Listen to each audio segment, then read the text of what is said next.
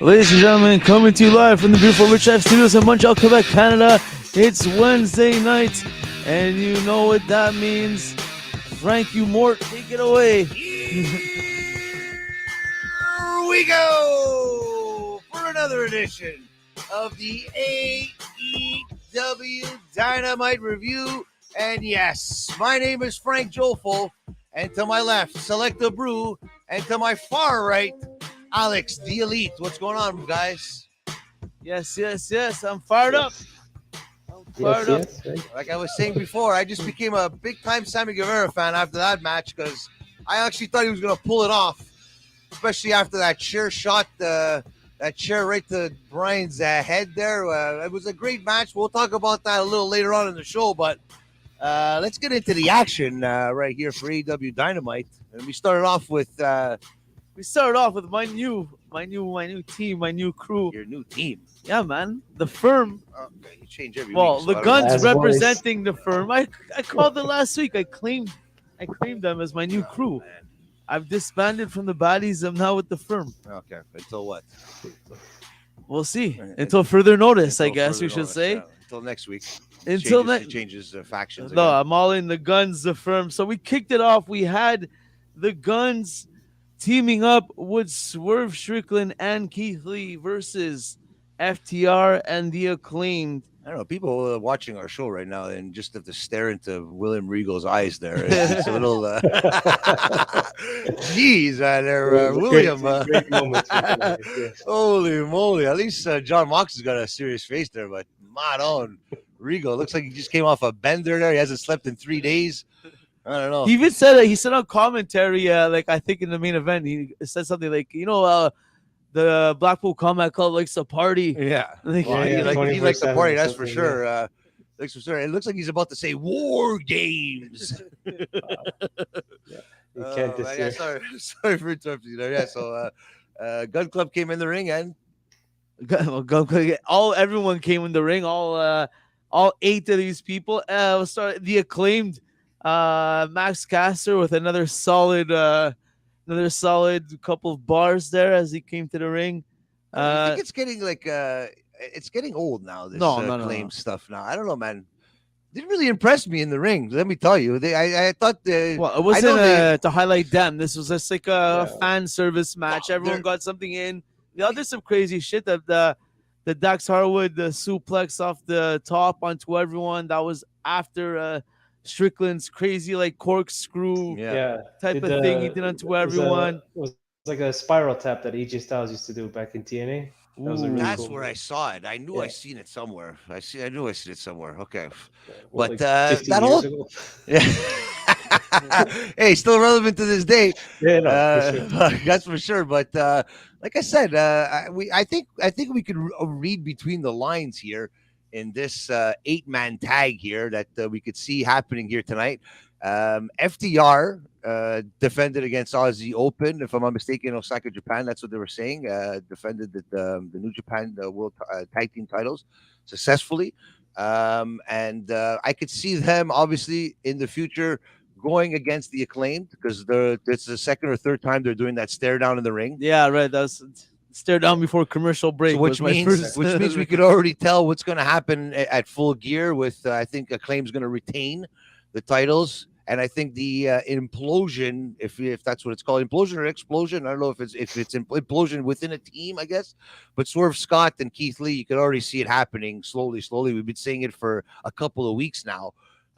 So I don't see them winning the tag team titles again. I think there's going to be that dissension between one of the two. Who's going to pull it off? I think it's going to be Swerve. That's going to turn heel on Keith Lee. Just leave him in the ring.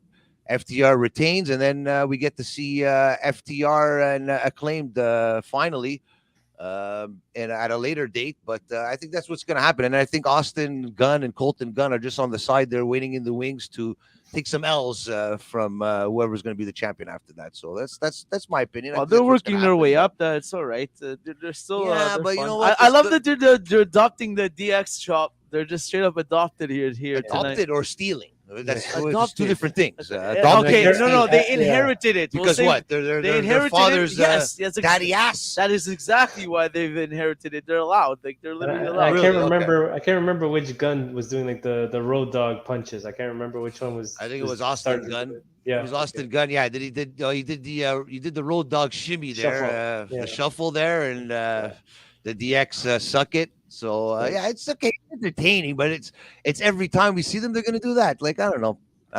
I really like Billy Gunn, badass, daddy ass, whatever you want to call him.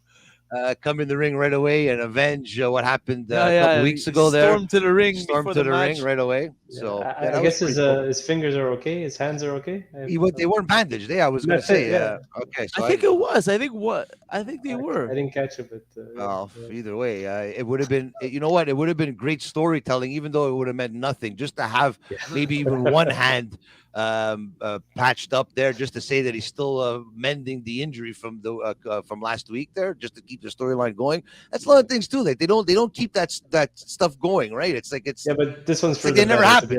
It's like it never happened. It might be for the better though, because that was brutal. That's where. Yeah, I get it, but if you're gonna do it, there must be a reason for them doing it, right? Like that, it wasn't like I'm sure that was like a half-day thing that they did just to get that little piece there with the Swerve and Daddy Ass last week there. So I'm sure it didn't take an hour to do. So if they're gonna do something like that, I would like to see it keep going in the future. But I don't know. You still.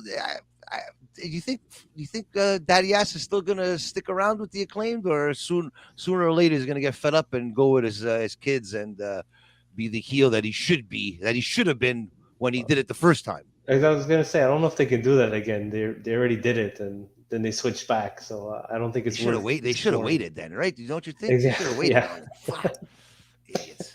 For sure. But at this point, it's go ahead. Oh no, I was just going to mention about FTR, about obviously them. They're basically saying they want next. They're gunning next for the AEW title. Okay. They're gunning next for the AEW tag titles. It's interesting because they're actually booked for Wrestle Kingdom in New Japan on January 4th. That's a Wednesday. FTR is booked on January 4th for New Japan, so they're not going to be on that Dynamite. That's also on. I think it's in their debut in Seattle, in Washington. Okay. So, I mean, it's for sure possible they could still win the titles before then, but I wonder if maybe they would save it for after, since it's going to be a big title. For sure, it's going to be Aussie Open and FTR rematch in New Japan on January 4th. So I would imagine you'd want to wait for them to be AEW World Tag titles. But well, you know what? Maybe they're going to lose. Maybe they're going to lose the title. They have to start losing some titles here. They have to start. Well, I feel like they can't if they have to win the big one, the one that we all care about, the AEW one, because they have all the titles in the world except for the ones that technically they work for, the company. Well, it's basically carbon copy of what Kenny Omega was doing with the Impact and the the AAA and stuff. So it's one by one. They're going to eventually start losing. So and who are they facing in that match? Sorry, they're facing Aussie Open again. No, it's not known for sure because they're doing a tag league in New Japan. There's they do 1 million tournaments per year. Okay. They're doing a tag team tournament that the winner is going to face FTR on January 4th. I wonder if Gallows and Anderson are going to be there too. Probably not, but oh man, that's good. Okay, so it's I don't know, man. If you build someone up so much that it's that eventual moment where they do lose, it has to make sense. And right now, it's I don't know, man. It's a little bit weird to me. I'm not a big fan of 8-man tags, but it was okay for what it was, like you said. But I don't know. I think it got a bit confusing after a while there. And then they were all 8 of them in the ring there, one by one. And I don't know, man. Maybe it just could have been. I don't know. Just get the fans excited to start the night with energy. There was nothing big on the line. Just people that everyone likes to see. I feel there's been a lot more chaotic 8-man matches. They kind of kept it all separated. They did do that one the ref lost control moment in the middle, but that's all because we knew what it was. And I guess for sure, like we have to get our the Gun Club versus FTR match. I wonder if we're gonna get it on Full Gear or maybe on the pre-show of Full Gear, the buy-in. Yeah, it's true. I don't know. They just announced during the I was on the live tonight. They just announced. I was saying, "Fuck, Jeff Jarrett." There, he's calling out Sting. I go, "Oh my god!" I go, "We're gonna see a." I know Sting hasn't had a one-on-one match yet in AEW, and I think if it is gonna happen, I think it's gonna be against Jeff Jarrett. Well, they announced. We'll talk about it later. They announced a tag match. So. They announced a tag match for Jeff Jarrett. So Jeff Jarrett will be wrestling at Full Gear. We'll let you know who he's going to be facing later on in the show. But yeah, Jeff Jarrett back in the what did he call himself? Actually, we'll talk about it later. But Jesus, my God, what's that attire there? I don't know what the hell that is. What's that supposed to be? But all in black there with the cowboy hat. I don't know what that is supposed to be, but I know what this is supposed to be. And this next segment is what wrestling and wrestlers need to learn from if wrestling is going to have a bright future, and is the way MJF did this podcast here, half reality, half kayfabe, blurring the lines, using technology. Classic MJF. Whether it be Twitter or a podcast, which is just another thing that people are getting shit out on, but keeping it like, yo, what the fuck is real, what's not. This was amazing. I don't know where to get started. If anyone wants, he basically said that he went over everything. He went, basically because he got jumped there from the firm. They're telling him to not to come back. I guess that's what I understood. And what are you talking about? I'm talking about the MJF. Yeah. The MJF segment they showed him on a Pardon my take. The podcast. Yeah. Okay, so explain it. He started more talking about Moxley. He didn't really bring up the firm. I don't think in that one. He did a little bit. He touched upon it but it was more like building up the match against Moxley. And it's basically saying what he's been saying all the time. That MJF, he's a generational talent. He's going to be the one to bring the sport of professional wrestling, AEW. And he named The Rock, he named John Cena. Yes, exactly. Bruno Sammartino, Hogan, Flair, basically everyone in the top people in the industry that everyone remembers for having a mark of their decade or their years that they were on top. So he's basically saying that MJF is going to be the next person to do that. Interesting, he didn't mention Roman Reigns. That's good. Why wouldn't he? I don't know why he didn't. They're still in the same generation. They're still in the same generation. Or is he setting up a WrestleMania match, WrestleMania 40 with that? That's another. What's going on, Enzo? What's going on, Enzo? I saw Enzo. I saw he sent me the little clip there of the Masked Singer that happened. I don't know when the Masked Singer is on, but I think it was last weekend. Someone said it could be Jericho, so I'm like, okay, let me check it out. Put it on right away, and I'm like, wow, the first 3 seconds, his voice, Jericho. If that's not Jericho, it's either Jericho or Sebastian Bach, but it has to be Chris Jericho. Just the way those high pitched that's Chris Jericho, 110% on the Masked Singer. He was I think a dinosaur or dressed in a wedding dress or something, but he sang the song. I don't even know what it's called. The song. It's called it goes. Ooh, and dance with me. Da, da, da, da, da, da, da. Something like that. Anyways, but it was pretty cool. Sources online are saying that it has to be Jericho. That voice. I even made tracks listen to it. I go, tell me who you think this is. He thought it was Mr. D because it was the song from Mr. D that from a show on TV that they had that same song. But then I go, no, somebody's singing it. It's a Masked Singer. He goes, okay, that's Chris Jericho for sure. I go, yeah. No kidding, but great to see that. If it is Chris Jericho, I think it is. But let's get back to the action here. I got distracted.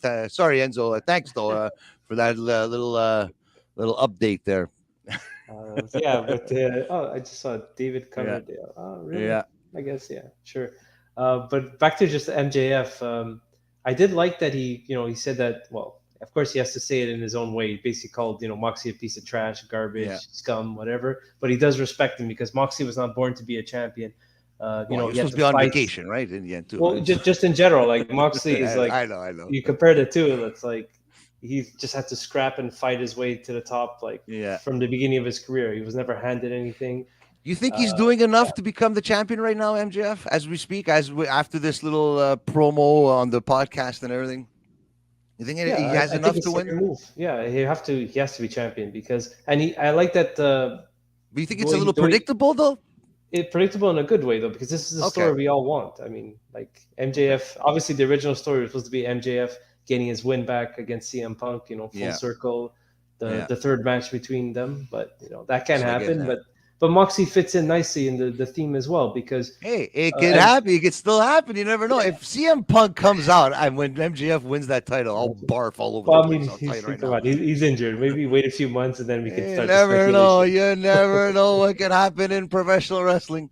Yeah. You never know. It was good. MJF brought up like all the times that he's had pay-per-view matches or like big moments, the spotlight's always been taken away from him. Yeah. And he mentioned, most recently because of a freaking press conference. Yeah, that's what now he's going to take the spotlight. That's the part where he took that podcast and he kind of made it reality based. Yeah. It wasn't like a clear cut cutting a promo in a minute and a half kind of thing. He used like that, the reality. The press conference after my thing took my spotlight.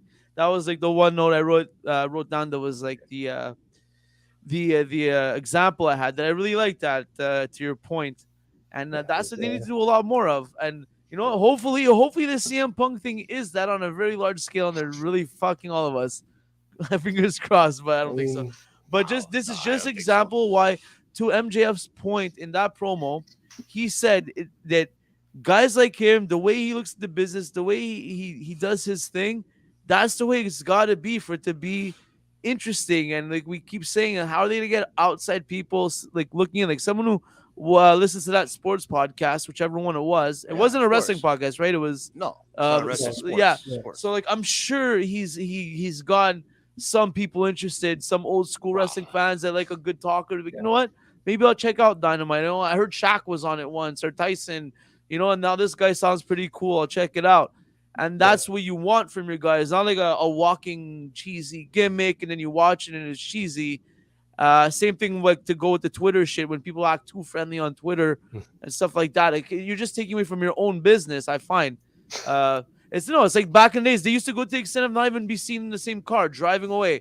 But now people are like, at least try. You know what I mean? The year 2000 to be different. No, but use the technology to blur the lines at least. Like, okay, there's so much information out there. Like the MJF thing. Think you of can it. stand back and be like, oh, what point of this is he actually? Like, because there's always truth behind every joke or whatever, right? So, what are these emotions is he saying? Does he really deeply feel? And which ones is he adding just to make the speech probably better? One of the only guys you could believe what he's saying and what he's doing, MJF, especially when he was gone for. Nobody knew what he was doing, if he was coming back for real. Like, we thought he was done. You know what I mean? And you didn't see a picture of him at the store or at Walmart or eating an ice cream or at a strip joint or something like that. That's what he does. He locked himself up for 3 months. He's one of the last dying breeds of that. If he would have been in the generation of the Attitude Era, this guy would have rocked and rolled. But now we have him in our generation, now in our era, and he's killing it right now. So if he doesn't win the title, there's going to be, and I think it's in his hometown too. I think so. Yeah, in New Jersey, Newark, New Jersey. Yeah. Like, that's the thing, though. What I like. Sorry. Go ahead. Go. Just gonna. What I like with MJF's promo is that sometimes heels don't do this. Is that he promoted the match. Obviously, the match is a big match in Full Gear against Moxley for the title, but he also put over his opponent, Moxley. Yes, he called him a scumbag and whatnot, but he said that he still respects him, and this is why he respects him. He listed, what he took, what he done in order to become the champion. That's the babyface little tease. True. You know what I mean? He's still teasing it a bit because everyone's talking about it. The devil and the angel on the side, right? Which there you go.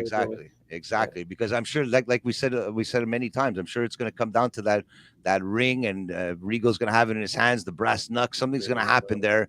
The decision of punching him, not punching him, and I'm sure MJF is going to want to punch him. He's not, and then he puts it down. Regal's going to do something. I guarantee it. I have a feeling, but I hope that match. Not to say it seems like the card is predictable so far for Full Gear, but I think I could say that right now. It's a little bit predictable for me. A lot of the matches right now, I think we could call right now, right down the line. So, but we'll see. There's still lots of time to not this weekend, next weekend. We'll probably be live for that, for the AEW Full Gear pay-per-view. So check out that. Well, yeah. So that's MJF, man.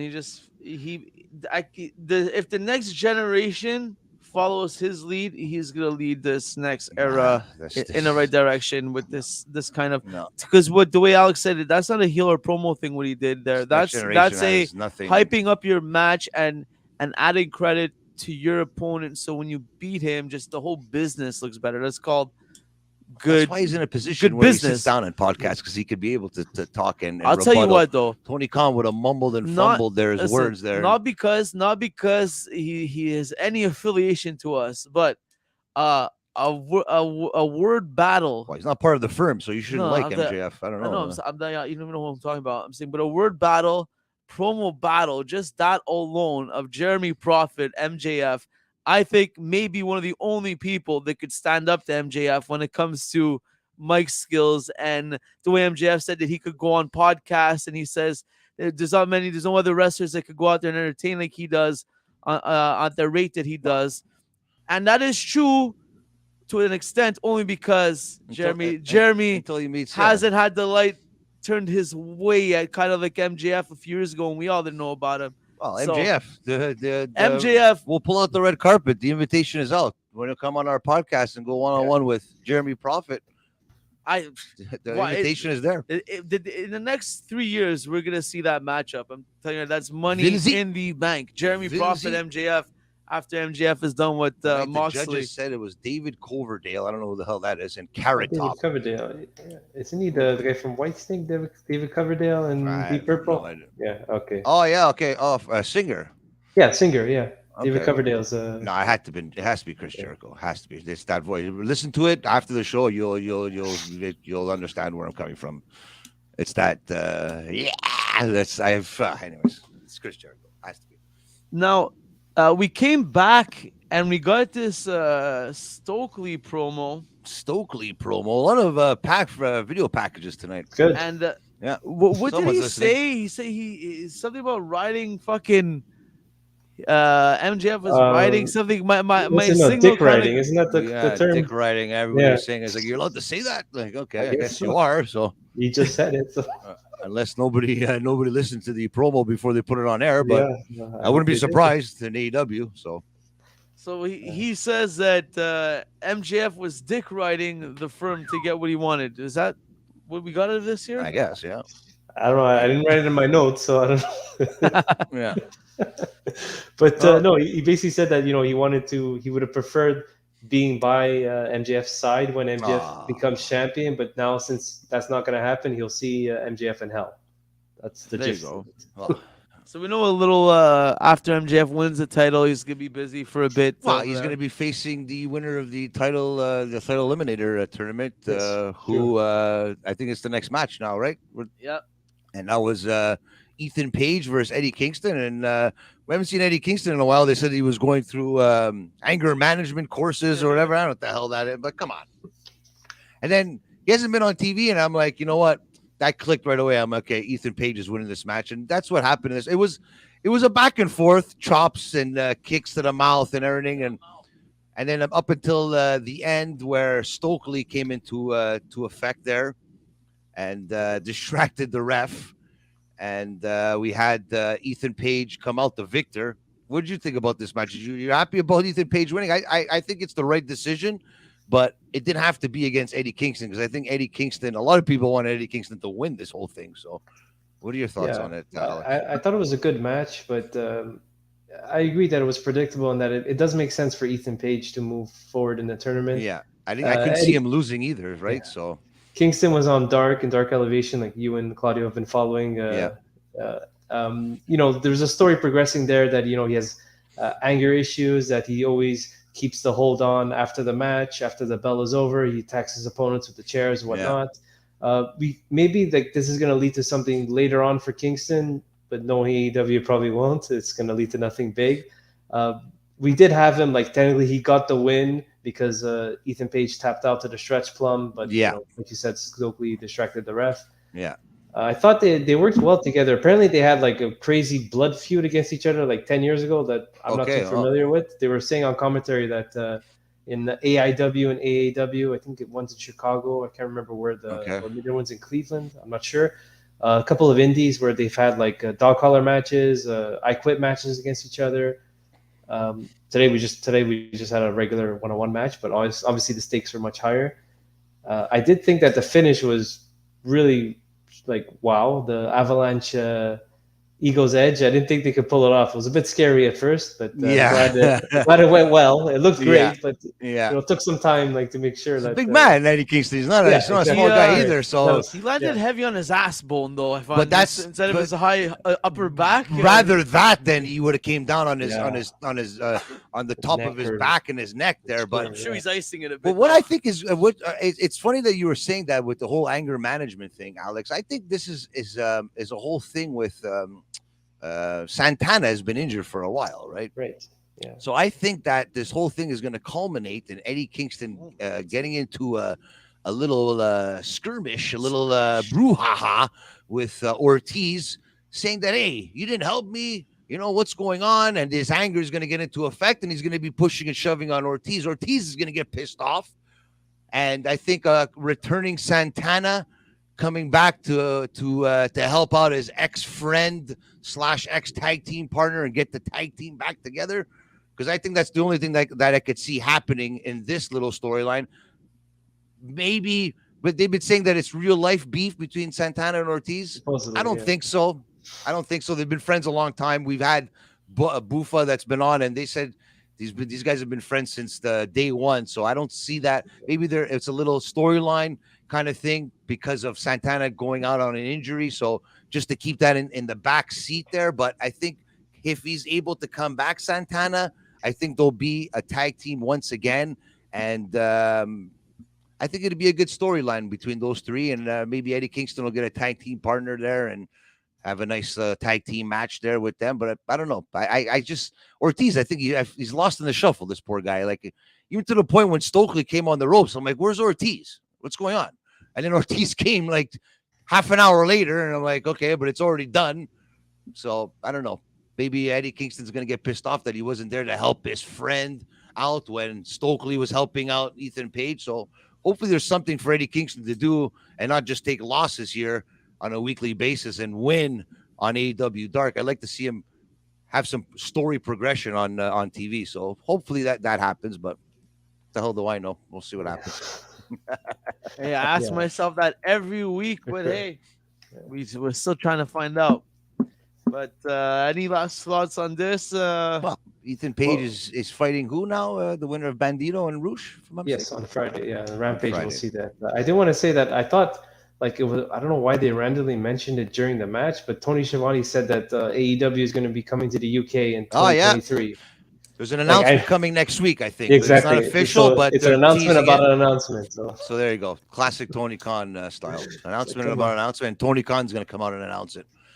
Jungle Boy Jack Perry also had an announcement about an announcement. Stay tuned for Rampage. Stay tuned for Rampage. So you just alluded to the Roosh Bandito Dark Order segment, which is next. Never ends this feud. Can you tell me something right now? I honestly, if I would have closed my eyes, I would have thought Roosh was Andrade for a second. With it's the same fucking accent that you don't want to like. It's like, what is it? I thought you were gonna say if you close your eyes, you thought it was like 2 weeks ago or 3 weeks ago or 2 months ago. Then you open them and exactly. But to that point, it's like, okay, I think Roosh, like you're a big Ring of Honor guy, and I remember I was a vivid watcher when Roosh was going for the title, and he was going for the title versus PCO, and he beat PCO for the title, and he went on a run and a half. Roosh, he's a fucking good wrestler, but was he talking? I don't think he was talking as much in Ring of Honor as much as he's talking right now. I think he should. No offense to the guy, but he's very minimal. He shouldn't talk as much, but.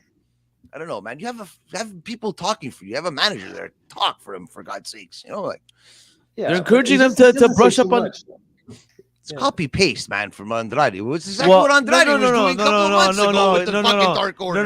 No, it's different.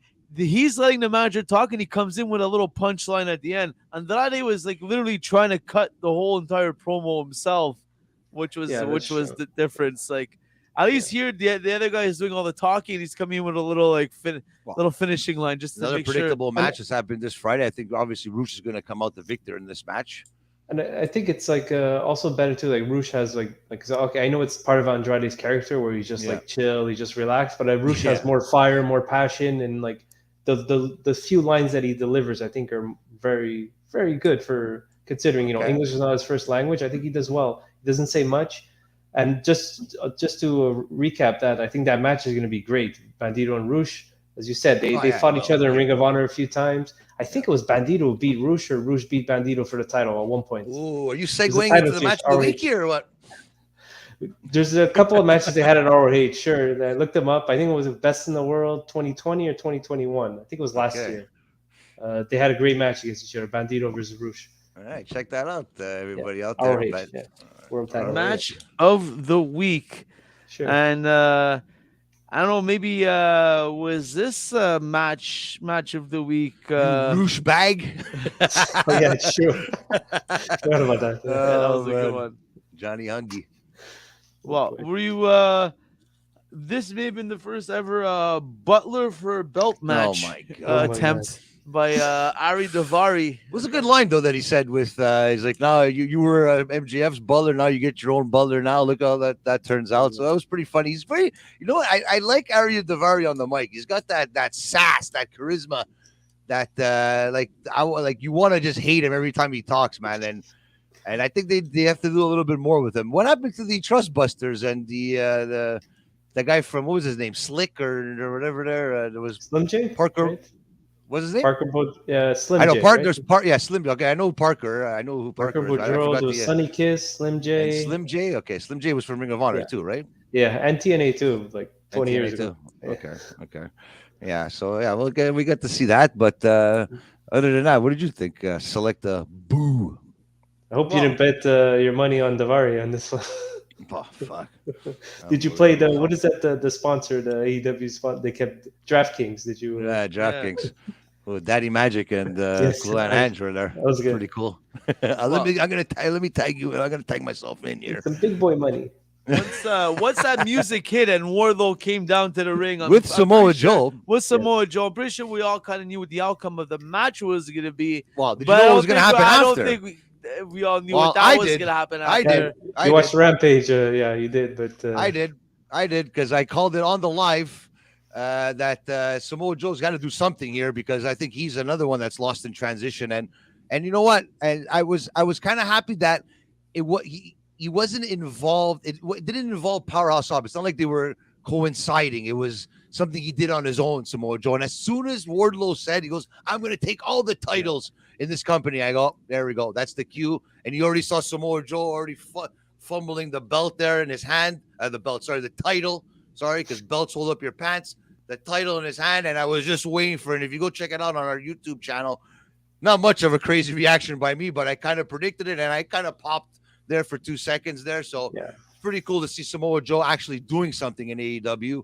I think the match we're going to have at Full Gear is Wardlow versus Powerhouse Hobbs. You think Samoa Joe is going to be involved in that match somehow? Maybe, you know what? Why not Powerhouse Hobbs beating Wardlow for the title because of Samoa Joe? Powerhouse Hobbs is your new TNT champion, and Wardlow starts going for the television title against Samoa Joe. What do you think about that, Alex? Here's what I want to know: is that did Samoa Joe, or maybe Wardlow, should have clarified which titles or from which company he was going after? Is he going after all the AEW titles and the ROH titles, or just he could be going for the WWE ones for all we know? Fuck. Or the IWGP, the Never title, the New Japan. Get it back from Carl Anderson, please. Yeah, that's it. I'm gonna wait till he falls asleep, and I'm gonna go grab it there. But I think the turn was obvious, especially at the end of Rampage. Joe didn't like that Wardlow shoved him, but I just feel like you didn't have to do it now. Like you already have the story with Hobbs and Wardlow. Like Samoa Joe could have turned on him after. It's taking away from the Powerhouse Hobbs situation, right? I did like that Hobbs said that I'll kick your ass too, though. Yeah, but then now who's the good guy? Who's the bad guy? It's overshadowing what Powerhouse Hobbs is going to do, and I think it's the same thing. I've seen this culminate before. It had to be with the TNT title or something. I honestly think Powerhouse Hobbs is going to take it. I think they're not talking enough about him, and I think him with a big win, I think he's going to beat Wardlow, but not straight up. I think there's going to be some stupidity and some. I'll tell you what's some going to stuff happen. that's going to happen. If he's going to end up beating Samoa Joe in the long run. No. I think If he wins the Powerhouse belt, Hobbs is going to think beat Wardlow at full gear. Not so? Straight up, but there's going to be someone that's going to help him, or Samoa Joe or something that's going to piss off Wardlow, and Wardlow's going to be he's going to go on revenge on Samoa Joe, and he's going to go for that television title. I think this would be less complicated if there was only one belt involved, one title. There you go. Like, why do we have to have two TNT and television titles? Like, just I don't know. Maybe start combining the titles, or I don't know. Just get rid of the ROH titles. Throw them in the trash, like Nikki crossed through the 24/7 title. Wow, she missed it. Don't miss. She missed the garbage. Yeah, I know. It's for the better though. It's for the better that she missed. Well, they were talking about that too. Like they want to bring like a women's intercontinental title, so might as well throw away the 24/7 one, especially with our truth. I think our truth was the Capitan. Yeah, but he was the Capitan of the guy. He was always with all the stories and the stupidities happening backstage with 24/7 title. Now that he's going to be gone for a while because he got injured, unfortunately, I think that was the right decision to get rid of the 24/7 title. It sucks for what's her name? Dana Brooke. So I don't know. We'll see. Can you imagine? Was he like 50-something time former champion? Did you see how he got injured? What amazing reign. Oh yeah. Oh man, Grayson Waller. Yeah. What do you want to do? Shit happens, man. It happens. Someone we know that's not injured, cleared by doctors. We kind of knew this was going to happen. And she twisted it a bit there in the promo. There, it was pretty cool. You know what? It's gonna be bad for you, Britt. And I kind of like that. It reminded me of Paige back in the day. I was a big fan of Paige. She's really good on the mic, and she literally came out and literally put all her dirty laundry up for everybody to hear. And obviously everybody knows up on eBay for 8 tracks. Yeah, but everybody knows. Everybody knew what she did and what happened with her. So for her to come out and say it like that just puts everything to rest.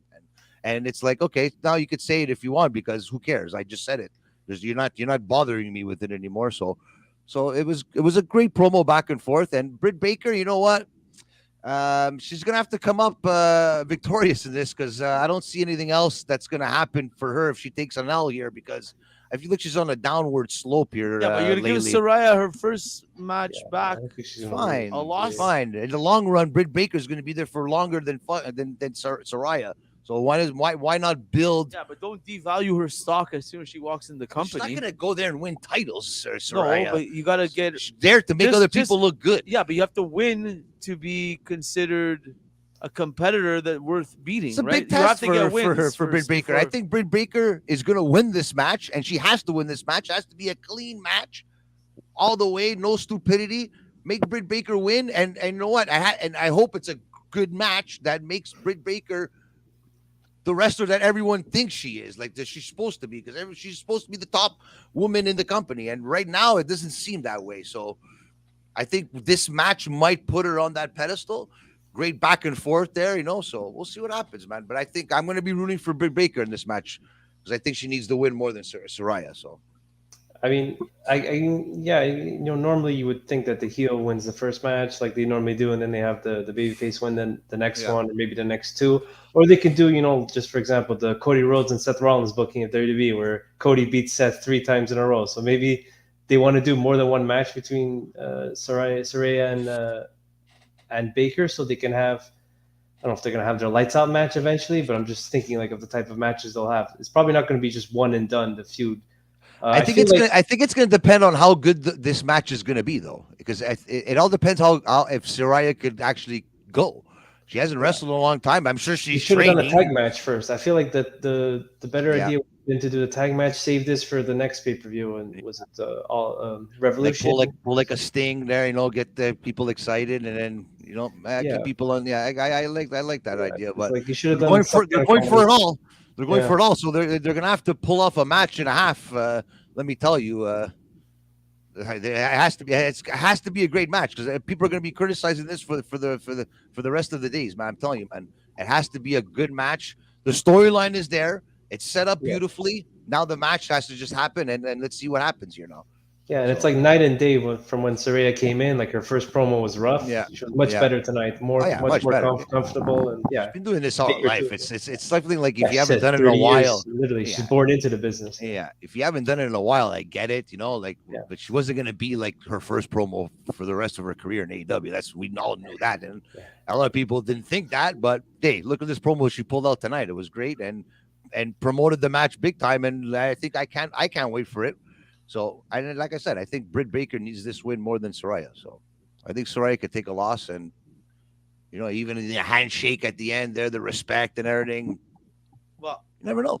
Speaking about handshakes and deals, QT Marshall was. I thought I was going to see Jeremy there for a second. Lee Johnson. Sanjay and Jay Lethal were happy with classic stairwell. This was all over the place. This was horribly edited together. Yeah, seriously, it was a random cut. Yeah, that was that random. This must have been like they came into the arena like, okay, we need this done right now. Are you serious? Like, drop your bag. They literally just walked in, probably. Drop your bags. Here's a piece of paper. Pretend it's the contract. And I was like, what the hell? Yeah, and then they're like, did we get it? No, I'm not sure. Don't worry. We'll just edit it in post. Forget it. And the guy forgot, and he just put it up. No, they rapped and oh fuck you, but Trent, you were supposed to call out so and so. Oh fuck, it's true. Okay, hold on, turn it back. Go ahead. To be fair, it does fit because they're all like too chill and they don't really care the best friends. So in a way, it kind of fits their gimmick that they're. And I gotta say, it was one of the first. Like, how I'm always critical about Danhausen, but he made me laugh. You with the hat, this hat club or whatever that made me die, man. That made me laugh, but you know what? Use Danhausen in that way. I'm okay with it. Perfect, once he starts wrestling for titles there and everything, it's a little stupid. I tell you, Danhausen is just going to be a trios champion at one point. That's all. That's the furthest he's going to get. Right place, right time. Yeah, I can see that happening. That's but he made me laugh in this one. And Orange Cassidy with his. He didn't even make QT finish his sentence, and he's like, okay, whatever, so it's it's perfect. No more than one more sentence would have been worse for Orange Cassidy. Just that, and that's it. And he walked away. So out of this, we're getting Lee Johnson versus Orange Cassidy for the All Atlantic title this Friday. And right now we're getting Trent versus Jay Lethal. Was this a scheduled match? Was this no? It was. No, it was just an on-point right there on that promo right there. Just announced it there. Yeah. Or QT. Hey, he can't even come there. He just showed up after training everybody at the Nightmare Factory. You know what? He must have a crazy schedule. Like he flies back and forth and think of it. Well, tonight was where? It was in Boston tonight? So we love QT Marshall, Jofo. It was in Boston tonight. So the Nightmare Factory is in Georgia. So Georgia. Who'd you vote for? Did you vote for Herschel Walker? For Jeremy Prophet. Herschel Walker? I vote Jeremy Prophet every time. He speaks the truth. We need more of the truth in professional wrestling. Vote Jeremy Prophet. Oh, like to see him on TV. It'd be great. I thought I looked at it quick. Okay, that's not Jeremy, but I kind of thought it was him at the beginning when it just panned to the guy right beside QT. No, obviously it was Lee Johnson, but you may not be seeing him on TV right now, but he's making waves once around Lee Johnson the Indies. Loses on Friday and makes a fool out of himself, maybe they'll bring up Jeremy Prophet next time. Who knows? In due time, but for now, not wasting any time. Jay Lethal doesn't even let Trent get down the entrance. Chop blocks his knee. Sanjay beats the crap out of him. Throws him in the ring, and the ref rings the bell to start the match. And I'm pretty sure we went to commercial not too long right after that. Yeah, I went straight to commercial. I remember that. And then we come back. I like Trent, but I like Lethal. But this was just so quick. I know what the hell is happening. Match was a match. Yes. And what were they setting up for? They were setting up for the Friday. They already set up the Friday match. So maybe there's some kind of other thing happening here. I don't know. Just so Lethal won. And what does he call his finishing move, Jay Lethal? I love that move, man. He does it so beautifully, like so crisp. He puts the guy down, the guy falls down, he does that like goes off the rope there, and then it's like an RKO cutter. Right? Unbelievable, man. Well, what I'm thinking is now with this new crew assembly, Jay Lethal could potentially be the one that down the line dethrones Jericho. Just throwing that out there, and I wouldn't be too mad. The ring. What is it? At Full Gear, is it the 4-way for the Ring of Honor title, or is it at? That's a Full Gear. Okay, Terrible. so I can't. You know what? That's Jericho is going to win that one again, and then I like Jay Lethal would be a good pick because he's picking up some wins here on TV. So that's not for nothing. Now, so he's aligned with the last outlaw, Holy Double crap. J. Oh my God, Jeff Jarrett, who Sanjay called out to the ramp before they left, which I guess is the reason why we had this match to have this segment happen. And I'm seeing 7'5". 7'5", first Indian in the National Basketball Association. I'll tell you, say what you want, but Satnam Singh. You could tell a professional. Because Double J is money on the mic. Yeah, well, he at his age. For how many years? Out of your mind. It's 2022. We don't need to see Jeff Jarrett on TV on Dynamite. Exactly. But he's not. Do your day job. Entertaining than anyone else. He's on the card for the pay-per-view against Sting. And that's it. Then take him off TV. Honestly. Please. No, the only good part of Jarrett I want him is there. his song. I might have to go for Sting here in this match for the first time in my career, just to get Jeff Jarrett out. Jeez, give me more Double J. I like have been happier that the stagehand came. I don't know if to say that wrap up. I was like, thank God, please. Yeah. That's like an occurring thing now. Eh? They're doing that little stupidity now every time. Because they're teasing the guitar. Like but even heels too. They're making people know that a babyface would never do that, right? So at least they're telling people, hey, like you better boo this guy, and that's what they did. I think they were saying F you, or I don't know, they were chanting something at Jeff Jarrett. There was a few audible F bombs from the crowd here. It was great. I even think Jim Cornette was there too. I was just gonna say, like, what chanting along. This was like at 9 o'clock, so like usually around this time we get the ROH hour, and now we're getting the TNA hour and the Ring Ka King hour. It's like, come on, when is it AEW? Like, for God's sake! Yo, I gotta do. You know how you do. For God's sake! He's so pissed, but he doesn't want to show it. you know how you do. You know how you do a match of the week.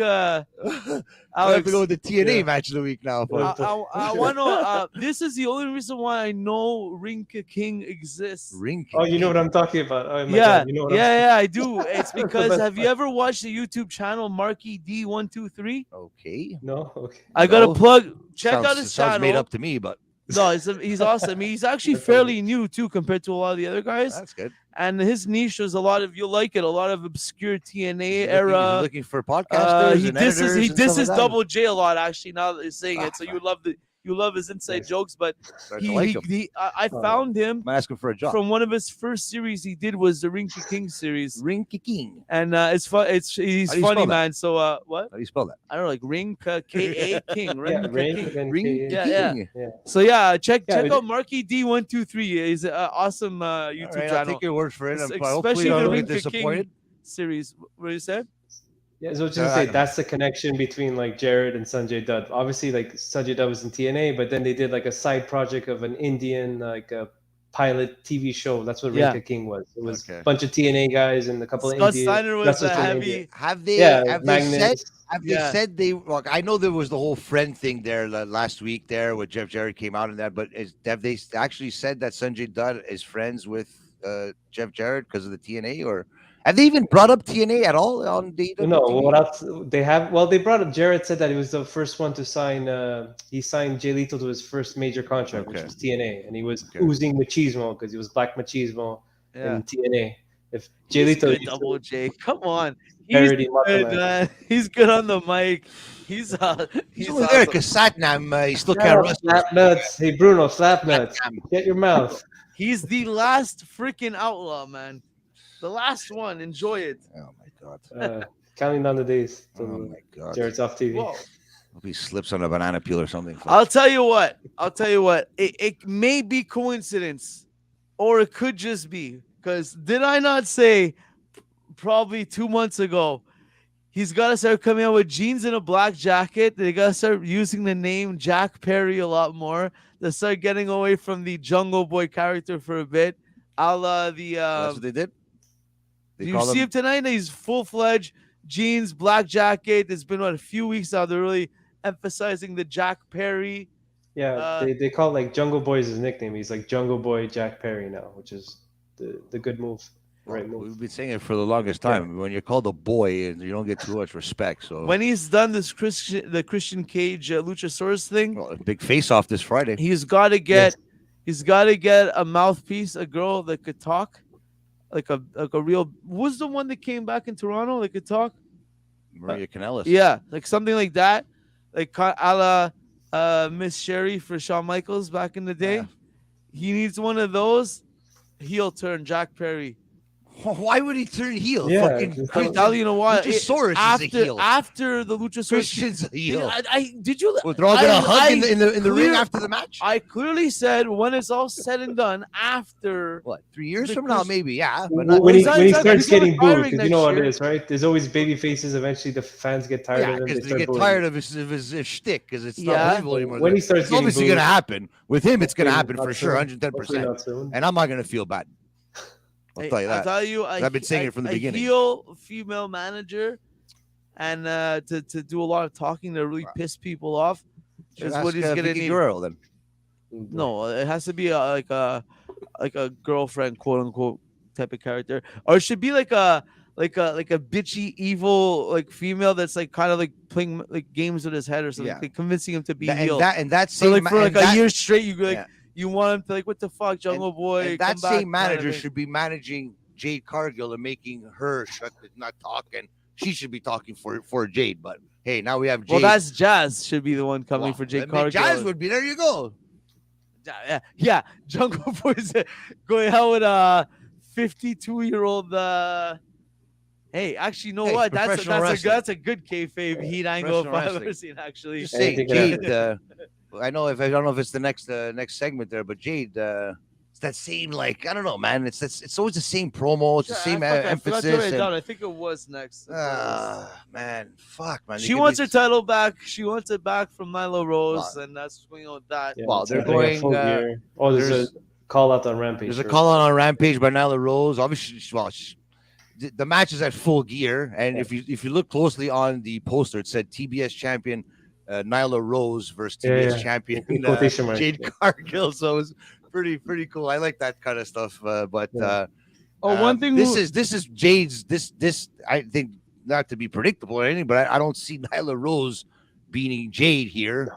So this is just to give interest to the match for the finally. It's her first like kind of big story. This was like to make Jade Cargill lose the title without losing the title and have to chase something for a while. That'd be the stupidest thing. No. Nyla Rose stealing it from her kind of gives it Jade like a coming from underneath kind of situation. Like she's trying to win the title back, but she never lost it. Get it? Like this whole match is like a title match. Cargill's beating Nyla Rose at. I think the only unpredictable and I can't figure out and what I know what I want is the other women's match with Tony Storm versus Jamie Hayter. Now we're gonna have an interim champion lose the title. Skye Blue versus Jamie Hayter more, to be honest. You know what? I think they're gonna give Jamie Hayter the title, and because I think Thunder Rosa is still gonna be out for at least another month or two. So. They should just stop calling it the interim title and just stop calling it. To screw up the title history. If there's gonna be a lot of asterisks. Exactly. A lot of asterisks. 1 asterisk, 2 asterisks. Oh man, but I don't see Tony Storm winning that match. I don't see it happening unless I don't know. Jamie Hayter has to win this match. She has to win this match. I think she's already fought Tony Storm too once before, right? Yeah. And she lost. She's gonna lose 2 times in a row. What's the point? I don't know. That would kill all momentum for her. We kind of skipped over that very quickly. A couple of sidebars. Jungle Boy announced that he'll announce on Friday face to face. An announcement about an announcement. Okay? Yeah, that's the classic AEW. I love it. Yeah, that's that. And then don't see any of that on WWE. Before we got Sky Blue Hayter, we got John Moxley and Regal. And then we got Danielson promo. Just for next time, it's just creeping me out. I can just imagine people watching us right now and like, okay, we're watching these 3 idiots here, but those 2 idiots at the bottom there, John Mox, those eyes of William Regal are gonna give me nightmares tonight. But anyways, tell me this was the most unenthusiastic. I'm losing and I'm not really fired up. No, he's gonna lose. John Moxley promo. But what caught my eye is that is that he gave a little pat to William Regal at the end. And it's I'm telling you, they're just foreshadowing a lot of stuff. I love that. And they're just telling us what's going to happen. The little tap and everything. It's William Regal is turning on Jon Moxley. I am telling you right now. All I know is as long as we could turn the page on Jon Moxley. Well, he's going on vacation after. Yes, thank goodness. Yeah, then after he goes on vacation, guess who we're going to get back? Yeah, I know. Guess who we're getting back? It's all about the boom. The whole fucking faction's coming back all at the same time. Baby. Adam Cole, baby. I can feel it coming like a thunderstorm, like they're predicting it there, like it's like offshore. It's coming. The whole fucking the whole crew's coming back. Can't wait. They're fucking putting their stupid cryptic promos now already with the clock and all that shit. I love it. Yeah, but I thought Moxie's promo was good. I know you're gonna disagree, but you know what? Don't take anything this guy fucking takes seriously. It so was good for what it was. That's what it had to be, bro. It had to be that. Exactly. He was telling the backstory of him and Regal. He's brought it up in the past, but now it makes sense, saying that making parallels with MJF now to how Moxley was with William Regal over a decade ago in FCW, which is a great feud to revisit. Exactly. He thought he knew everything at 20-something years old, 25. He was brash. He wanted to be a villain just like Regal, and then he got his ass handed to him by Regal. I heard what he said. Yeah, I know. Yeah. I heard what he said. It's just a different form of what he always says. War games. With a couple of little, who's the guy standing near him that he could add like a history behind it to it. So everyone does that though. He wasn't even supposed to be there, Jon Moxley. He should be on vacation. Listen, I give him props for what he did. Listen, when they came back after that big fucking meltdown at the pay-per-view there, and he did that promo on TV, I gave props for coming back, taking the title. Yeah. I know everyone loves him. He's been carrying it now to keep things together a bit, whatever. But he's fucking boring right now, man. He's fucking boring. He's boring as the champion. He's boring. More boring than him. Fuck. Yeah, I mean, people write in the time, chat. I can't wait. It's time. It's time. I can't wait for it. He's gonna lose. Boring. Don't worry, bro. He's gonna lose. Moxley. It has to. So it has to be that way. I feel like I want to go for Jon Moxley now, just so that he doesn't leave and pisses Brutal off even more. Fuck. Hey, oh man, that's just my opinion. Yeah, that's a bad one. But he Moxley did another Moxley promo with Regal, and that's that. That's pretty much all I wrote down. I just wrote Moxley and Regal. That's all I wrote down. I heard MJF is going to be in the Von Erich documentary, the movie. Yeah, and it's crazy. When I saw that he's playing Lance Von Erich, I'm like, who the hell is Lance Von Erich? And then I'm like, oh, it's the kayfabe Von Erich. It's the fake one. Oh, no wonder. Like, that's why I don't remember. But he does actually kind of look like him. It's crazy. I saw pictures side by side. It's good for him. Good for him, man. The future. The future is not wrestling. The future is Hollywood for all these. The future is Hollywood. No kidding. Yeah. So we got we got the Danielson promo just fired up. Hope he turns heel, man. He'll be I'm to turn heel. You know what? I was thinking about that, and there's people were saying that him and Seth Rollins are in the same boat, that they're lost in transition now. No storylines, nothing good is happening for them. But I think in Bryan Danielson's case, he just loves to wrestle. He just wants to wrestle. It shows, man. Like the guy, this is fun for him. This was fun, and I'm sure he went to the back and he was just laughing. He loves this shit, man. And what a match, man. If we're on the main event, what a crazy match, man. And no, we're not. So we're on the promo. That chair shot when he threw that chair. Honorable mention. He already brought up. You guys talked pretty much about Hayter. Honorable mention of Skye Blue here, who came out for a showing. Yeah, she was a step off Skye Blue, but the camera gave her a little bit of justice there. But I think she still has to. She has to go back to the drawing board. But like I said, it's just another. She could come and use our drawing board if she wants anytime. She came, wrestled, and that's it for her now. We'll see her. We'll see her on Dark next week. The code red was well done. Like I forgot how. Yeah, but it was a weird setup to it, right? It was a bit long. That's what I'm saying. She's missing a step. Even when she went from turnbuckle to turnbuckle, was like, I'm like, okay, but you gotta be like bang, bang, bang, bang. Like it's gotta be like, unless the camera, like, I don't know, man. There's gotta be some better camera work, maybe. But come on, man. Like it was a great move, but if you're just waiting there for her, like it's another thing. It's like if someone's waiting off the top rope, you're just waiting like this for fucking 10 seconds. Like, well, I just regained my breath here. Do I have to stand here? So, but anyways, it was what it was. That match. It wasn't something that we're going to be talking about for weeks at a time here. But that's it. It is what it is. Fuck. So it is what it is, and one thing that will be Brian Cage versus the Inhuman. The Inhuman. That's his new Dante nickname. Martin.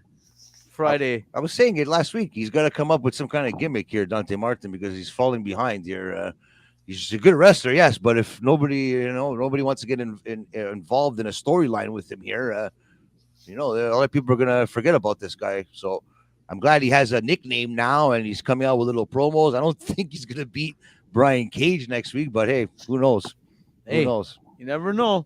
I think they need a baby face on that side of the bracket. So we'll see. Hey, thoughts on anything? Are you pumped about that one? Oh, the Machine, man. Once in a lifetime. I don't know. Like I'm just gonna say, like Brian Cage, I feel like he has good moves, but like there's always something missing in between those moves. I feel like he does these cool stuff, but like no one cares. I'll be honest. That's all I feel. He does too much cool stuff. Yes, because he should just be a savage. Why did he do a 619 against Samoa Joe last week? I still don't understand. Like that's what I'm saying. Don't like we like. I guess in our heads we don't expect a big man like that doing things like that. It looks stupid, honestly, to say it. Like you have no reason to do it. Like that you do like when you're training just for fun because you can do it. It's pretty cool, but like. You're the Machine. Okay, I'm gonna do a 619 that 175-pounder legend Rey Mysterio does. But I can't wait to see what he's gonna pull off on Friday against Dante Martin there, because I know Dante Martin has some similar traits to Rey Mysterio in a way. So we'll see. But that's what Brian Cage, just get angry, stop smiling, get angry, and start using that girth that you have for good. Just keep doing the Steiner screwdriver to everyone. That's all. Yeah. Run over people. Speaking of people angry with girth. Lance Archer was angry. Everybody dies. And he was clutching Ricky Starks by the head and slammed it against the garage door. In the back. Ricky Starks. He probably put his bags down, Rich, just after you came in with QT Marshall. That was the whole thing right there. And then Lance Archer, Lance is like, okay, we're doing this. Like, what? I just got here, for God's sakes. Just come here, grabs him by the head, follow my lead into the garage door. Lance Archer beating Ricky Starks, I can't see that happening. So I don't know. I've seen crazier things happen. But big fans of Lance Archer here. I think that's why they did that, so that Ricky Starks does go over on him. And just a little spoiler too, like Lance Archer is in that tag league for New Japan. So there you go. Like, he's not going to go further in the tournament. In case you were putting money on him, Ricky Starks is going to come out. I have no more of my bankroll. I went going all in on Double J. I think I could see I think if they're in the same bracket, I think they're on the same side. Ricky Starks versus Brian Cage down the line. So I think I can see that. Yeah, revisit that. Yeah. So that'd be pretty cool. So, and I noticed when he got Ricky and Taz was like, you felt bad for Ricky Starks. True, yeah. Do you notice that? So I don't know if that's gonna go. If that's gonna go somewhere, but that was pretty intriguing to me. So you never know, unless Taz just thought he was like 6-7 months ago. I guess maybe you forgot that. No, Taz is a professional. I know. But he's like, well, how would I act in real life? I know. My friend that I trained got slammed in the head. Where's Hook been? Hey, fuck, he's on vacation. Don't worry about Hook, man. I don't know. He's getting some broads. He's being a 22-year-old there, having some fun with the FTW title. Shining up real nice. Don't worry about Hook. Don't you guys? Hook is the future. The future is Hook. Jeremy Prophet versus Hook. Who you got? Jeremy Prophet, man. Wow. But it'll be a good match. The only winner there is the fans. There's the fans. You're so cheap, man. Wow, man. Already gunning for those press passes when AEW comes back to Canada. You're disgusting. Make me sick. The fun thought I was having, I do think AEW is waiting to come back to Toronto. To Montreal after the WWE. To have Bret Hart signed to make an appearance when they do come to Montreal? No, Bret Hart will never appear on AEW. He's a WWE Legends contract. But I can guarantee you, like maybe a couple of weeks before the Elimination Chamber in Montreal, they're gonna announce coming back to Canada again, just to jump on that train of the back in Canada wrestling. And that I'm telling you, they have to come back. And if they're gonna come back, it's either Vancouver or Montreal. They've done Toronto. They know how it is. I think Montreal will destroy anything but Toronto did. So I can't wait for that. But we get to see the Switchblade next month. So in IWS, Jay White, IWGP World Champion, man. Come on, fuck. Yeah, yay, idiot. Can you feel it? Wow. Can you feel the radiation of energy? You, man. Not from you. Exactly. Gross, man. What? Because they posted a picture of a guy. I'm gonna be amped. No, watch something else besides AEW. Well, in full. Speaking of having things to watch, the whole Jofo universe will have a straight out of Chamber 5 highlights and play-by-play by yours truly and Salam over here. Really? Yeah. Yeah.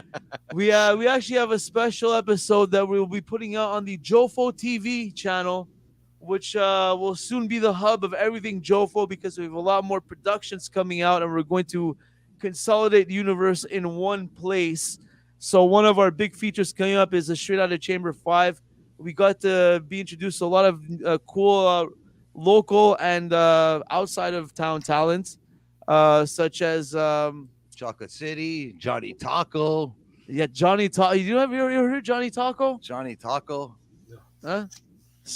At MEW, he's in a match, and they're serving tacos at the event because of Johnny Taco. Yeah, amazing. And he's still injured because of the last. We got to see Shane Pinto. Yeah, one of the future managers, one of the future leading managers in my wrestling. Favorite. I don't know about you. Bjork, we got to see Drew Onyx for the first time. So we have a really cool presentation coming up soon. That'll be on the Jofo TV channel.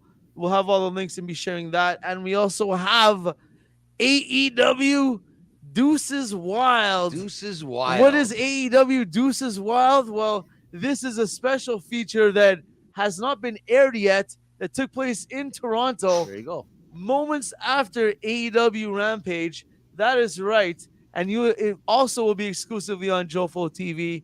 So stay tuned for that. That's AEW Deuces Wild. Jofo.tv. So you're going to be hearing us say, everybody on the Jofo the Rings YouTube channel, be sure to subscribe to Jofo TV as well, our sister station, if you could say that, our brother station. The hub. It's the network. It's where we started on that channel and we left, and then we're coming all together back again, and that's going to be our hub for a lot of our episodes, our live streams, our podcast clips. So slowly we will be transitioning to Jofo.tv, Jofo TV on YouTube. But rest assured, there is always going to be some clips and some podcasts and live streams on Jofo in the Ring as well. So just bear with us for this month, and you'll be hearing a lot of that this month. So subscribe to Jofo TV right now. Right now. And right now. It's time for the main event. It's time for the main event. You mean? It's time. So we got Bryan Danielson, Sammy Guevara, best out of 3. Yeah, the chair shot. And Sammy Guevara goes for the age-old tactic of taking a disqualification to be able to use a chair early in the matchup. And it was a vicious one. I thank God they showed the replay, because I literally thought that Bryan didn't turn around in time, and he literally caught it right off the head straight out. And I was like, wow, of all guys. And Sammy Guevara is he's known for that. Didn't he throw a chair at Matt Hardy one time and he busted his face open and stuff? Well, yes, that one time? Yeah, so I'm like, wow, man, I really hope he's okay. But then I saw the replay and I kind of saw his hand in front, so perfect for that. And then I think he hit him in the eye, and his eye started bleeding, because I saw his nose too started to bleed a bit too. And they gave the first fall to Sammy Guevara, to Bryan Danielson, because of the disqualification, which, you know what, I was going to say, I hope he gets disqualified for that, because it would look stupid, because then for real, anything goes in AEW. So it was right in front of the ref. It was right there. It's not like he said, the ref wasn't looking here, because he was right there. Even in the replay, you could see him. Yes. So I'm glad they did that. First fall went to Bryan Danielson. And then for me, the match started after, because it was just back and forth. Great. That's the type of wrestling I like, that catches can and on the outside, hard hitting chops. And I honestly thought fucking Sammy Guevara was going to pull it off, man. But he's, like I said before, he's got so much heat. They got to capitalize on this. There has to be something they could do to capitalize on this heat. And then I was thinking, could he actually win the title in that 4-way the same way Jericho did back in the day when he beat The Rock and Stone Cold on the same night, back-to-back matches? Could it happen? I think it could happen. And the crowd is going to hate him. And that would be a good way to get the ROH title. He could go on to ROH. He could be the biggest heel in Ring of Honor after that, if that happens. The guy's got so much heat. They hate him. They literally legitimately hate this guy. He would have a flat tire. People would keep fucking driving, like in a snowstorm, while Ty Mello is going with the thing to lift the car to change the wheel. Sammy, my God, vlogging. Vlogging. They watch because they hate him. That's what it is. It's legitimate hate. Fuck. But he's a good wrestler, man. The guy he doesn't have to do anything. He doesn't have to talk. The guy sounds like a great idea in theory. I love it. Is he ready for that? I don't think it's his time yet to nobody thought that Jericho was going to pull it off. So Jericho at that point of his career is a lot more seasoned. A lot more. He's been a TNT champion. He's been in the wings of Jericho and that. Come on, man. This is the time to fucking. He's been like 3 years on TV and shit. I don't know, man. And he's already been so controversial. He got two fights backstage. When it's a 4-way, when it's a 4-way and the heel is a champion, usually stuff like this happens. Or there could be the implosion of Claudio and Bryan there in the ring. Reality. I don't know. In reality, is Jericho's going to retain, but I feel like you really think so? There's no need to even have this match, the Fatal 4-way match. The problem is that they don't want to do a rematch of Danielson and Jericho because we just had. And it's right before the Ring of Honor pay-per-view, right? Exactly. You could have saved. Okay, so he has to have it going in. Also, yeah, he has to have it. But then it's like they didn't want to. For some reason, they didn't want to do just Claudio and Jericho again straight one-on-one. So then it's the logic is, well, if you have two of your guys, I need one of mine on my side. But as a champion, why would you put yourself at a further disadvantage? I know it's supposed to be Sammy Guevara was just supposed to lay down, take the fall or whatever, like help Jericho win. Yeah. Now you have this unnecessary dissension again in the faction with JAS. We just had it with Daniel Garcia. Now when is it going to end? Have it with Sammy Guevara and Jericho, or maybe we won't. I don't know. It's a finger polka do maybe. Imagine. Jericho for the hook and the win, and Sammy takes then he reverses it into a small package. I can see Sammy Guevara winning. The press conference be after that. Fuck. I think honestly, if Danielson wins, I don't think you. Not to say he doesn't merit it because he does, but in a sense of the story and everything, it's not much of a. I don't know. It's not much of a culmination here. Like, oh wow, he actually pulled it off. He's like the third, fourth man. He shouldn't even be in this match, like Guevara, right? Yeah. So I don't see this match should happen. It should be over. The feud, Blackpool Combat Club and JAS. It feels like I know, like it kind of like the Blood and Guts had Eddie Kingston and with not LAX. What are they called? Ortiz and Santana in there. So it was kind of BCC and JAS, but not really. But it feels like it's been going on forever. Like, I don't know, 6 months, a bit more, half the year, more than half the year, we've had this battle. Like, that's enough. It's already been that long? It's been fucking a long time, man. It's been a while, man. Like, what did he need to finish this feud? It's like, but is it that they don't know what it's going to take? Is maybe it'll culminate at the Ring of Honor pay-per-view? I could see Jericho winning, retaining at Full Gear, and obviously losing, hopefully, at the Ring of Honor pay-per-view, because I think that's what they're going to want. They want that big pop of the babyface beating Jericho finally, but I don't know. Yeah. Claudio winning it again. Bryan deserves it, but he didn't merit it as of right now. What is he? He hasn't even talked about winning the Ring of Honor title.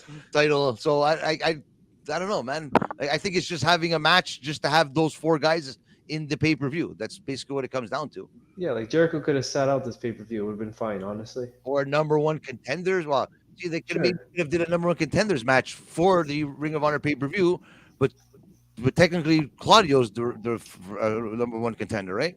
Well, I know. Did he win a match? I know he said he wanted the rematch, but I don't know if that makes him the number one contender. But but that clause, they know what they say. Oh, I lost the title, and you have an automatic rematch. Sometimes they say it does. It's not like that. Yeah, sometimes they change their mind sometimes. Yeah. Yeah. But I mean, all that to say, at least we got a great guaranteed. match. It's not guaranteed that rematch is what I'm trying to say. If you were the ex-champion, sure. At least we got a great match tonight in the main event. I enjoyed it too. Danielson and Guevara. I like that. I just want to touch upon on commentary when Guevara threw the chair in Danielson's eye, and then afterwards he went with the microphone to like stab Danielson in the eye. Excalibur mentioned Bryan Danielson had a torn retina in like 2007.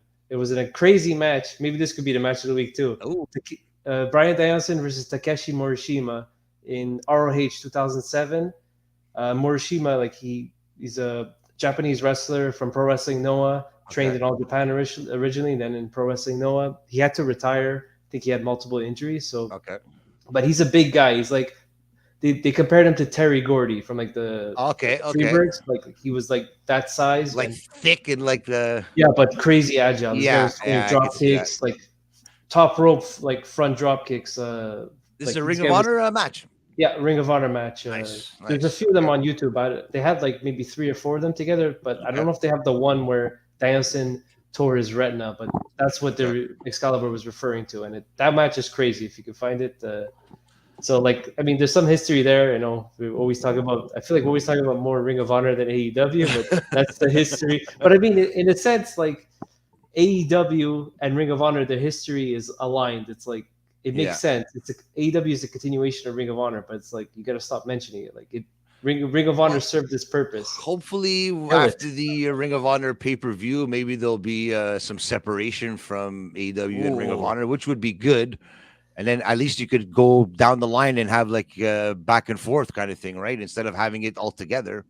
But just get rid of Ring of Honor. That's the honest truth to do. It's like you bought it. The Ring of Honor is valuable for the history, the library, and like you can touch upon storylines that happen in Ring of Honor and mention it by name, but do not bring freaking titles. And well, look, ECW did it with WWE, and it didn't work out to the extent that they thought it would. So why did they think it would work now with Ring of Honor and AEW? But I don't know. Hopefully something does happen. They need their own show, so hopefully that's in the future for them. Just to say, I feel like that's where like the run that AEW had, like especially from last year at All Out, we had all those debuts. You know, you had. Well, even before we had Punk, Danielson, Adam Cole, the amazing feud with Punk and MJF. It feels like as soon as Tony Khan bought Ring of Honor and decided to stick all the titles and all the mentions of ROH on TV, that's where like the fire started to like burn out. Like, I think we need the Elite back. We need the Elite. Elite. That's funny, actually. In the video package I saw now, some people are putting on Twitter. They were showing like the history. They did it really fast. They're showing a bunch of photos of the Young Bucks. Yeah, and it's funny that some people took screenshots. Like you have people, there's like a picture of the Bucks and Dave Meltzer. There's a picture of Young Bucks and Sami Zayn, Kevin Owens, AJ Styles, Finn Balor, Carl Anderson. Really? Wow. Okay. Yeah. There's all like screenshots that they were showing really fast. They're all friends. Fuck so. Yeah. And they don't give a shit. I'm sure we're gonna see them at Full Gear because it looked like I think they were. I don't know if they were disappearing or they were put back in the Full Gear graphic. It looked like they were like taking out the Elite shit, but like putting the graphic with the gears shit. And the clock too, like it's going to midnight, right? It's gonna with the time ticking. Full Gear. Midnight's usually when the main event ends, so it's gonna be another. You're right. True. There you go. Oh my God, it's true. You know what? If there's one thing that you did call, it's gonna be so we're definitely the things going till midnight. Kenny Omega. They're gonna be mentioned the time on commentary. Oh, we're leading up. We're close to midnight. Wait a second, and then the lights go out. Wait a second, and then Elite. That's what you're gonna get. You hear the battle cry. Oh man, unbelievable, man. So I guess we're gonna have to wait till that. So there's a lot of great matches on AEW Rampage this Friday. We'll be back next week. Look out for Deuces Wild and straight out of Chamber 5. Our video vlog for that. It's coming out in the next couple of days on Jofo TV. That's right, Jofo TV. Subscribe to Jofo TV right now. We will be converting slowly from Jofo in the Ring to Jofo TV on YouTube. So tell your friends, share, comment. For myself, for this Salam over here and Alex the Elite, wrestling is life.